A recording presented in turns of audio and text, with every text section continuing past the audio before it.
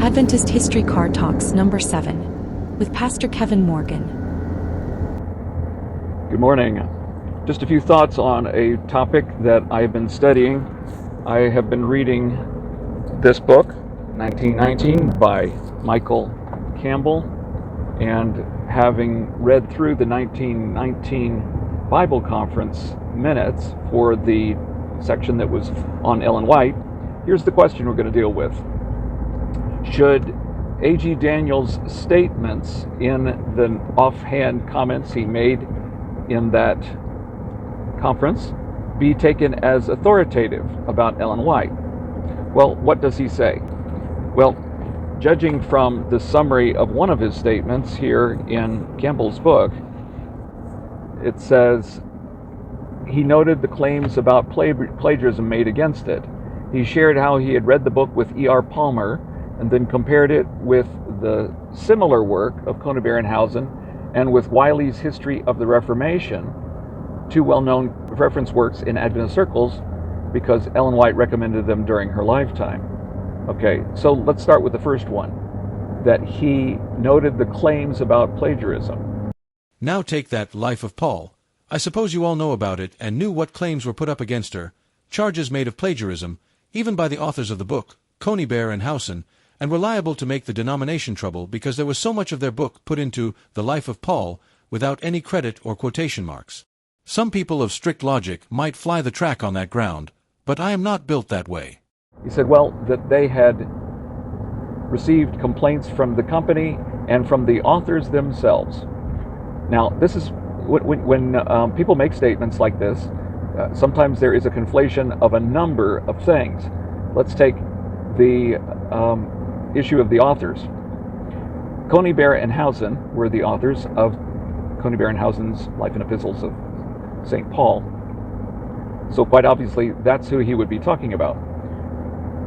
First of all, Conybeare's contribution to the book had to do with a novel translation of the New Testament text for Acts and the Epistles of Paul. So there's only one possible instance where Ellen White could have used some of his part of the book, and his part of the book, but that is also quoted. That part was also quoted by Howson. So okay, so we're limiting it to Howson. Conybeare is not anything that she borrowed. Howson is what she borrowed, what his commentary.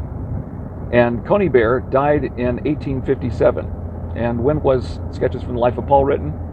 1883. So we're talking about either about the ghost of Conybeare coming back to complain about Ellen White's writing in 1883, or Daniels is speaking in a generic sense. Maybe he means the family. Maybe he means Howson himself. Howson could have complained, but if that's what happened, then why did he not complain about the T.Y. Kroll Company selling the entire book without copyright for decades and decades and decades, from 1879 onward? There seems to be no problem there with their being able to sell it. So that does not seem to be a valid issue.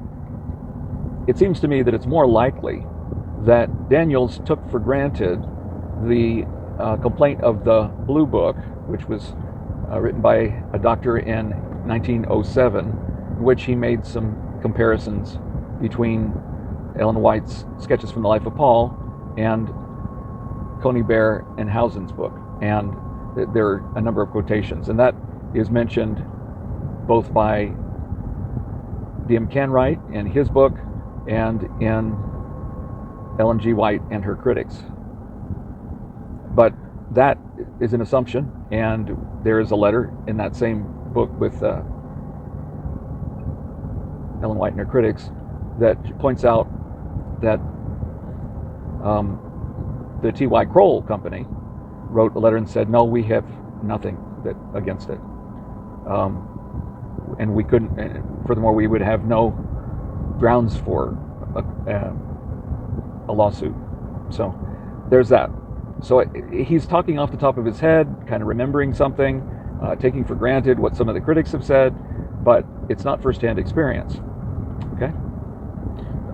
What's the other thing? Well, he compared it, he says, with Conybeare and Howson and with Wiley's History of the Reformation.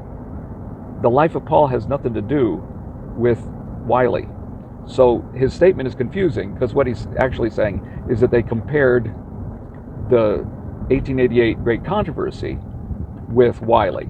And yeah, she condensed Wiley, and in fact tells in the introduction to the 1888 edition that she did condense history as much as is practical for her subject. So I'm not sure that we should take him as an authority on this statement, because there's so much of his statement that indicates that he was unaware of the subject. I've done an exhaustive study on comparing the two books, Conybeare and Howson's, with the Sketches from the Life of Paul.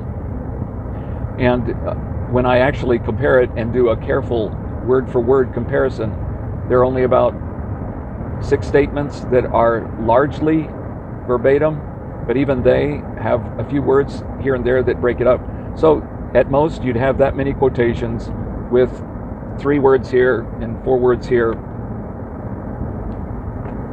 and with quotation marks around them.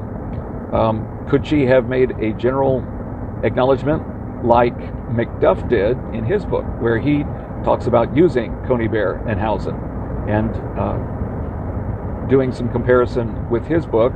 I find about 4 verbatim strings of comparison that are similar wording, 2 of which are from Conybeare and Howson, and then were carried over by Macduff into Ellen White's book, and 2 are just factual details about one of the subjects. So it adds in just a little bit of a factual detail.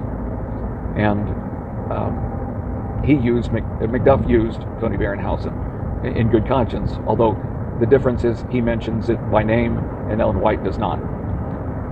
But he doesn't give references for every insight that he gets from Conybeare and Howson. That was apparently not a standard when he wrote his book.